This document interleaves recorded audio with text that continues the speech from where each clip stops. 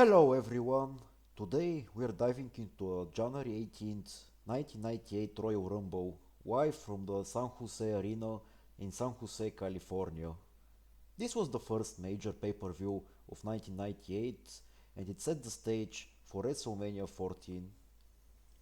The arena was electric with over 18,000 fans in attendance. You could feel the intensity as soon as you walked in. Shawn Michaels was holding the WWF World title, The Rock was Intercontinental Champion, the New Age Outlaws were Tag Team Champions, Triple H had the European title, and Taka Michinoku was the White Heavyweight Champion. On top of that, Mike Tyson was watching from the skybox. Talk about star power. The stakes were sky high, and the excitement in the building was huge. The show kicked off with Vader taking on the artist formerly known as Goldust, accompanied by Luna Vachon. From the opening bell, Vader dominated. He tossed Goldust around the ring like a rag doll, and every move got huge reactions from the crowd. Luna tried to interfere a few times, but Vader shrugged it off and continued pushing his dominance. There was a moment where Luna tried to distract him, but Vader delivered a massive Vader bomb that shook the ring. The crowd erupted and Vader secured the pinfall. This was a brutal opener, showcasing Vader's raw power and dominance, while also giving Goldust a chance to show some resilience. Next, we had a six-man tag team featuring the Lucha Minis. Max Mini, Mosaic and Nova against Battalion, El Torito and Tarantula, with Sunny serving as the guest referee. The match was fast-paced, high-flying and chaotic in the best way possible. You had flips, dives and near falls all over the ring. The crowd loved the agility and athleticism, and Max Mini got the win with a flying head scissor spin. It wasn't a classic, but it kept the energy up and gave Sunny a fun moment on camera. Backstage, tensions were building.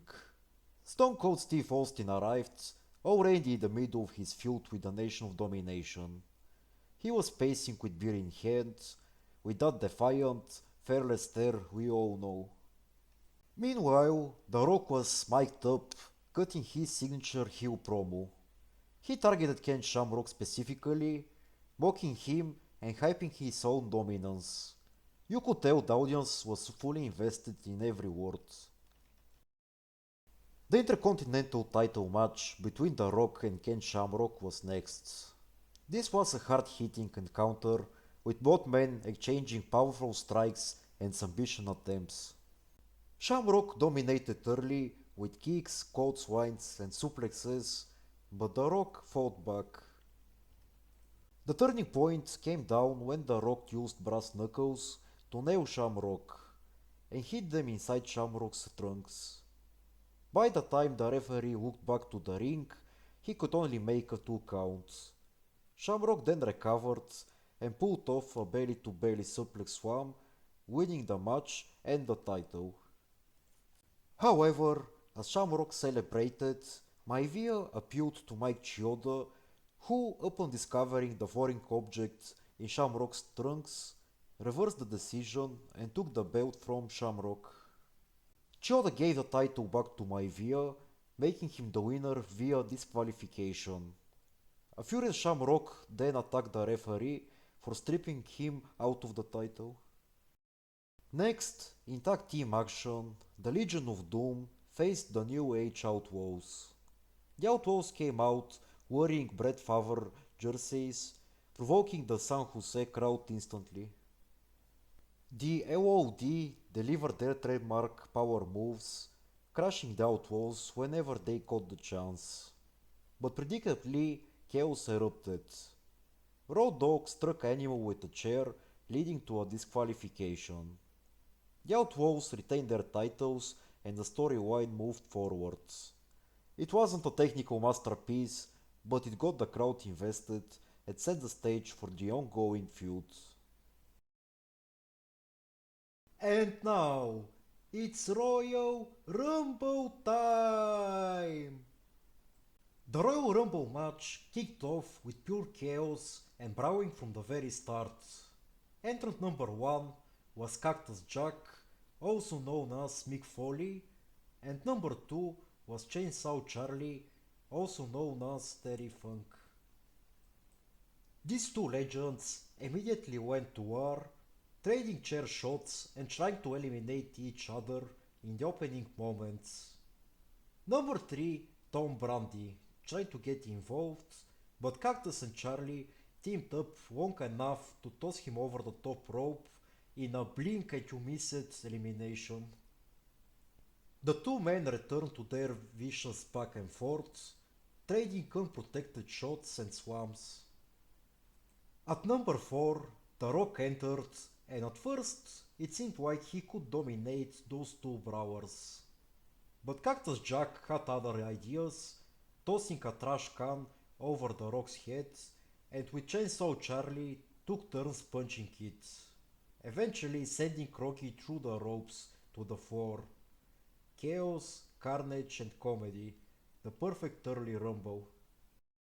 At number 5, Headbanger Mosh came in and immediately went after Chainsaw Charlie. But Funk took control and tried a moonsault that ended up missing Mosh completely. At number 6 entered Phineas Godwind. He immediately joined the fight and squared off with Mosh as the ring began filling up. At number 7, 8 Bolt entered. After a few seconds, in a hilarious twist, Cactus Jack accidentally eliminated himself while trying a big clothesline on Chainsaw Charlie. Good old Terry Funk was surviving elimination attempts like a man possessed. At number 8, Blackjack Bradshaw entered, and soon at number 9, Owen Hart made his way down, only to be attacked by Jeff Jarrett and Jim Cornette before he even reached the ring. Despite the setback, Owen would later return and deliver the crowd-pleasing payoff, eliminating Jarrett. At number 10, Steve Blackman tried to make an impression, but number 12, Kurgan, the monster of the match, no sought all offense and cleared the house, tossing Blackman, Headbanger and Mosh, and others with brute force. Oh, also at number 11, Dio Brown entered. After that, at number 13, Mark Mero came and brought Sable with him. Next, at number 14, Ken Shamrock joined the match and helped to finally eliminate Kurgan. The crowd popped huge for that collective effort. A classic monster is overcoming the odds, but at the end it fails moment. Number 15, Headbanger Thrasher, didn't do much besides punch people and survive for a while, but number 16, Mick Foley joined the match again, but this time as Mankind entered and instantly eliminated Chainsaw Charlie in revenge for earlier attacks. Number 17, Goldust was up next, flipping Mankind over the top rope and keeping the chaos going. Number 18, Jeff Jarrett returned, only to be sent flying by Owen Hart, creating one of the most entertaining mini feuds within the Rumble. Number 19, Honky Tonk Man, and number 20, Ahmed Johnson entered, while number 21, Mark Henry, showcased his new heel persona, with some brutal eliminations. Number 22 went missing, presumably Skull, before number 23, Kama Mustafa, joined the fray. And then, the moment the crowd had been waiting for, number 24, Stone Cold Steve Austin. Austin snuck in through the crowd, immediately tossing Mark Mero and asserting his dominance. With just a few minutes in the ring, Austin eliminated 8-Ball, Thrasher, Kama and Savio Vega, carving a path through the jam-packed ring of competitors. At number 25, Henry Godwin and number 26, Savio Vega, tried to stop him, but Austin fought back them off with his signature mix of brawling and attitude. Number 27, Farouk, entered and immediately went after The Rock, leaving Austin to battle the rest of the nation. Number 28, Dude Wolf, the third personality of Mick Foley, tossed Bradshaw over the top rope before engaging in some chaotic exchanges with Austin. Number 29, Chains, and number 30, Vader, rounded out the entrance, creating a wall-to-wall storm of action. Eliminations came fast. Vader eliminated Honky Tonk Man, Goldust tossed Vader, and Chains eliminated Goldust, and finally Austin eliminated Chains with a spectacular backdrop over the top rope onto the steps. This left the final four, The Rock and Farouk of the Nation versus Stone Cold and Dude Wolf. Austin and Dude briefly teamed up, beating the Nation. But not long after, Farouk eliminated Dude Wolf, leaving Austin and Farouk and The Rock. In a masterful display of timing and storytelling, The Rock eliminated Farouk after a crafty exchange, setting up the Ultimate Showdown, Stone Cold Steve Austin vs. The Rock. The Rattlesnake and Rocky went ball for ball, trading punches in a final sequence that had the crowd on its feet. Austin landed the first Stone Cold Stunner of the night, and with The Rock stunned, Austin tossed him over the top rope to become the Royal Rumble 1998 winner. The crowd erupted as Mike Tyson walked on, cementing Austin's status as the man heading into WrestleMania 14. By the numbers, Austin eliminated 7 men, the most of anyone in the match. Rocky Maivia lasted the longest, just over 55 minutes, while Tom Brady was eliminated in 12 seconds, the shortest of the night. All told, the Royal Rumble itself wasn't technically revolutionary, it fulfilled its purpose, catapulting Austin to the main event of WrestleMania and giving the fans exactly what they wanted. 3 entries for Mick Foley under different personas added fun, and the predictable ending was, in this case, completely justified. This match is remembered as the launching point of the Austin Rock era, setting the stage for years of main event clashes. Remember what I said, folks, we will be talking a lot for them during the following years. But the night wasn't over yet. The main event, Shawn Michaels defending the WWF World title against The Undertaker in a casket match.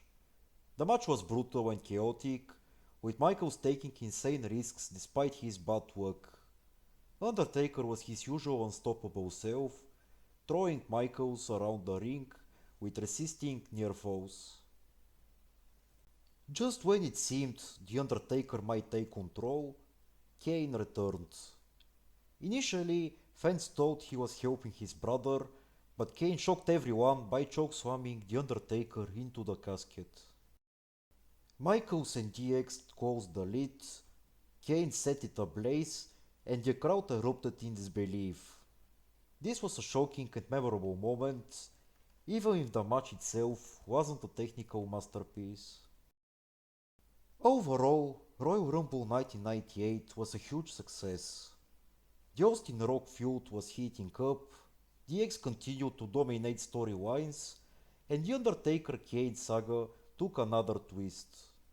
The show delivered excitement, memorable moments, and clear direction for the WWF heading into WrestleMania 14. The big questions now: can Stone Cold Steve Austin carry this momentum to WrestleMania? Will The Rock and the Nation maintain control, or will their internal tension explode? And what will happen with The Undertaker and Kane after that shocking turn? We'll find out soon enough. If you enjoyed this recap, don't forget to like, comment, and subscribe for more classic WWF reviews. Thanks for joining me, And until next time, I will see you at ringside.